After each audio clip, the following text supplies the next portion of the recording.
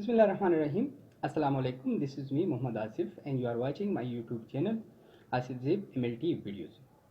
Dear viewers, आज हम discuss करेंगे ब्लड सेल्स के बारे में, जैसे WBCs, RBCs और प्लेटलेट्स. डियर व्यूअर्स, ब्लड के दो कंपोनेंट होते हैं, cellular component and liquid component.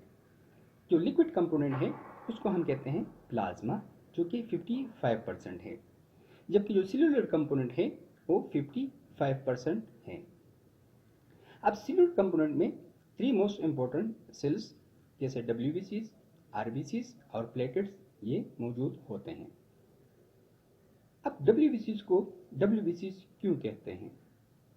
WBCs या वाइट ब्लड सेल्स या ल्यूकोसाइट.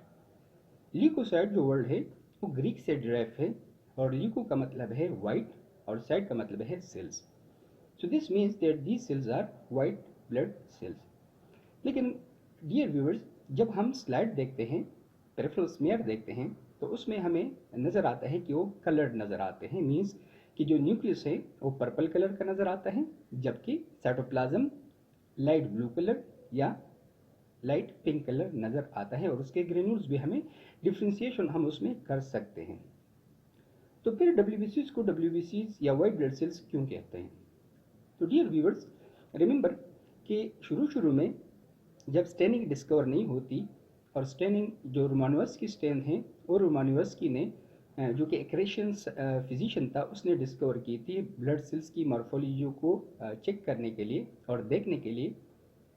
तो जब वो नहीं थी तो एक साइंटिस्ट था, उसने एक पेरिफेरल स्मीयर बनाया और उस पेरिफेरल स्मीयर को उसने माइक्रोस्कोप के अंडर देखा तो उसको दो सेल्स नज़र आए.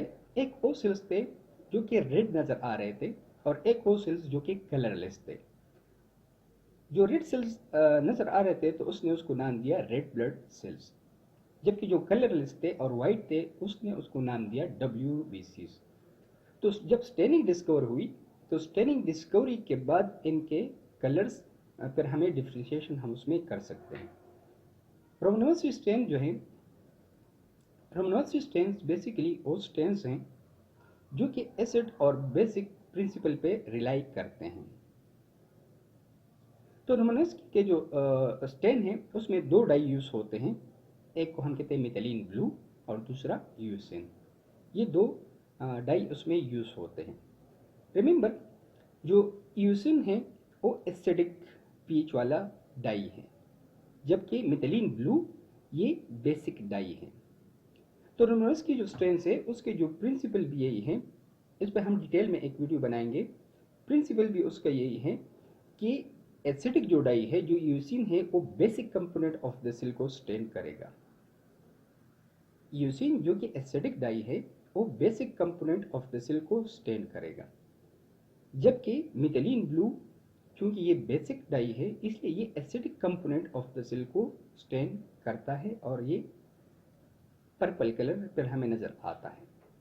अब अगर हम देखें तो न्यूट्रोफिल है, उसके अंदर न्यूक्लियस है, वो पर्पल कलर का नज़र आता है, इसलिए उसने मिथाइलिन ब्लू ली है जो कि एक बेसिक डाई है. और न्यूक्लिक एसिड, क्योंकि न्यूक्लियस में न्यूक्लिक एसिड होता है तो इसलिए इसके जो पीच है वो एसिडिक पीच है, इसलिए एसिडिक और बेसिक की कम्बिनेशन की वजह से वो कलर ले लेता है. तो इस कलर को हम कहते हैं रोमानोवस्की इफेक्ट, हम इसको कहते हैं. जब ये कलर ले लेते हैं मीन्स कि साइटोप्लाज्म जो कि हमें लाइट पिंक कलर का नज़र आता है उसमें बेसिक कंपोनेंट मौजूद है जिसकी वजह से यूसिन ने उसको स्टेन की है, जबकि न्यूक्लियस में एसिडिक कंपोनेंट है इसलिए बेसिक जो मिथाइलिन ब्लू है उसने उसको स्टेन कर लिया है. तो इस कलर की कम्बिनेशन को कहते हैं रोमानोवस्की इफेक्ट. रोमानोवस्की के चार जो स्टेन है उसके चार टाइप्स है: जेम्सा स्टेन, लिशमन स्टेन, फील्ड स्टेन और राइट स्टेन. इस पे हम डिटेल में एक वीडियो बनाएंगे कि इन स्टेन्स की प्रॉपर्टीज़ क्या हैं और ये स्टेन्स कौन से कंपोनेंट के लिए स्पेसिफाइड है. पेरिफेरल स्मीयर के लिए कौन सा स्टेन बेस्ट है, बोन मैरो के लिए कौन सा बेस्ट है, मलेरिया पैरासाइट के लिए कौन सा बेस्ट है, जो मुख्तलिफ़ किस्म के ब्लड पैरासाइट है उसके लिए कौन सा स्ट्रेन स्पेसिफिक है, इस पर हम एक अलहदा वीडियो बनाएंगे। अब रेड ब्लड सेल्स जो है, इसके बारे में अक्सर एक सवाल आता है कि क्या रेड ब्लड सेल्स ये एक सेल है, ये एक यूकैरियोटिक सेल है या नहीं है। तो इसमें मुख्तलिफ़ किस्म के डिबेट होते हैं। यूकैरियोटिक इसलिए कि इसमें न्यूक्लियस मौजूद नहीं है, इसलिए रिमेंबर कि जो इसके प्रिकर्सर सेल्स है like proerythroblast, basophilic erythroblast, orthochromatophilic erythroblast, polychromatophilic erythroblast, इसमें न्यूक्लियस मौजूद था, लेकिन अर्थोक्रोमेटोफिलिक एरिथ्रोब्लास्ट के स्टेज पे इससे न्यूक्लियस निकल जाता है। आरबीसी अपनी जो 120 डेज हैं वो ग्लाइकोलाइटिक पाथवे की वजह से पूरी करती हैं। तो इस पे मुख्तलिफ डिबेट है कि आए ये सेल है कि नहीं है। तो कुछ कहते हैं कि ये सेल नहीं है क्योंकि इसमें न्यूक्लियस नहीं है, बट रिमेंबर कि इसमें न्यूक्लियस जो इसके प्रिकर्सर सेल्स है उसमें न्यूक्लियस मौजूद है, क्योंकि बाद में निकल जाता है, इसलिए हम इसको सेल कंसिडर करते हैं। अब प्लेटलेट्स जो है, प्लेटलेट्स स्मॉल पर्पल कलर के पार्टिकल्स हैं जो कि मेगाकैरियोब्लास्ट के साइटोप्लाज्म से रिमूव होकर पेरिफेरल स्फीयर में आते हैं, और इसका डायमीटर 2 to 3 माइक्रोमीटर इसका डायमीटर होता है। 1,50,000 से लेकर 4 लाख तक इसका नॉर्मल काउंट है। और प्लेटलेट बेसिकली ब्लीडिंग को स्टॉप करने के लिए यूज़ होते हैं, हमारी बॉडी इसको यूज़ करती है। तो जब भी हेमरेजेस होते हैं, ब्लीडिंग होती है, तो उस ब्लीडिंग को स्टॉप करने के लिए प्लेटलेट्स आते हैं, फिर इसके बाद कोगुलेशन जो फैक्टर्स है वो आ जाते हैं। आरबीसी का मेन फंक्शन है ऑक्सीजन और कार्बन डाइऑक्साइड की एक्सचेंज। इसी तरह नाइट्रिक ऑक्साइड की भी एक्सचेंज ये आरबीसी ही करती है, तो इसका मेन फंक्शन यही है। जो डब्ल्यूबीसी का फंक्शन है, डब्ल्यूबीसी हमारी बॉडी में ऐसे हैं just like an army, defence mechanism है हमारी बॉडी का, कि जब भी कोई foreign invaders means bacteria, viruses, parasites वो बॉडी पे अटैक करते हैं, तो डब्ल्यूबीसीज आके उसको किल करते हैं और उसको कवर अप करने की कोशिश करते हैं। तो डब्ल्यूबीसीज में मेन 5 है: न्यूट्रोफिल, लिम्फोसाइट, मोनोसाइट, इजिनोफिल और बेसोफिल। न्यूट्रोफिल मोस्टली जो बैक्टीरियल इन्फेक्शन होते हैं उसको बैक्टीरिया को किल करने के लिए यूजुअली न्यूट्रोफिल्स रेस होते हैं और फंक्शन परफॉर्म करते हैं। डब्ल्यूबीसीज में जो लिम्फोसाइट है यूजुअली वायरसेस के खिलाफ इम्यून सिस्टम में lymphocyte play a major role.